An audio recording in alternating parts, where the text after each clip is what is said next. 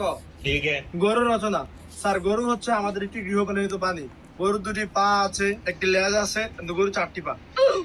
গরু দ্বারা আমরা হাল চাষ করে থাকি। গরু আমাদের অনেক উপকৃত একটি প্রাণী। তবে রাখাল ভাইদের প্রতি আমাদের একটাই অনুরোধ, রাখাল ভাইরা গরু চড়াতে চড়াতে নদীর পার নিবে না, কারণ নদীতে রয়েছে একটি ভয়ঙ্কর জন্তু যার নাম কুমির। আর কুমিরের চারটি পা আছে, একটি ভারী চোয়াল আছে, যার দ্বারা গরুকে খেয়ে ফেলবে। তোর কইছি আমি গরুর রচনা করতি, তুই কুমির এলো কি লিখে দিকে। আচ্ছা বাদ দে, তো 2 নম্বর রচনা বাড়ির রচনা ক। अच्छा। বাড়ির রচনা। অনেকগুলো ঘর মিলে একটি বাড়ি হয়ে থাকে। একটি বাড়িতে 10-12টা ঘর হয়ে থাকে। বাড়িতে শৌচালয় থাকে, রান্নাঘর থাকে, বাড়িতে অনেক মানুষ থাকে। তবে বাড়িওয়ালা ভাইদের কাছে আমার একটাই অনুরোধ, বাড়িওয়ালা ভাইরা নদীর পাড়ে বাড়ি করবেন না।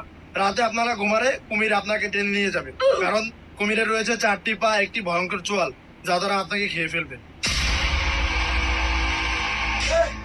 তুই এটার ভিতরে কুমির ঢুকাইলি, তোর আমি কইলাম বাড়ির রচনা কইতে, তুই বারবার যে কুমিরের রচনা ঢুকাস। আচ্ছা এবার 3 নম্বর রচনা ক, নবাব সিরাজউদ্দৌলার পলাশী যুদ্ধের রচনাটা ক। এবার চামো কেমনে কুমির ঢুকাস।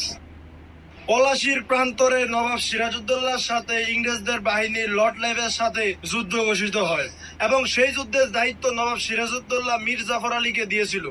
আর সেই যুদ্ধে নবাব সিরাজউদ্দৌলা 53,000 সৈনিক নিয়ে ইংরেজদের 3,000 সৈনিকের কাছে পরাজিত হয়, কারণ নবাব সিরাজউদ্দৌলার যুদ্ধের সেনাপতির দায়িত্ব মীর জাফর আলীকে দেওয়া মানেই খাল কাইটা কুমির আনা।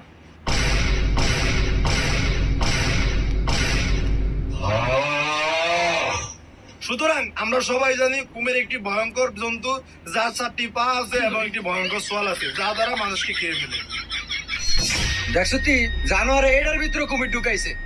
এটা কি কুমিরের রচনা রে? বাইরে বাইরে বাইরে, কাম ধরে ঘরে থাক।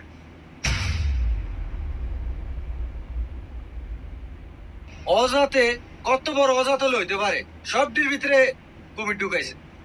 কানো ধরে ঘরে থাকবি পুরা ক্লাস।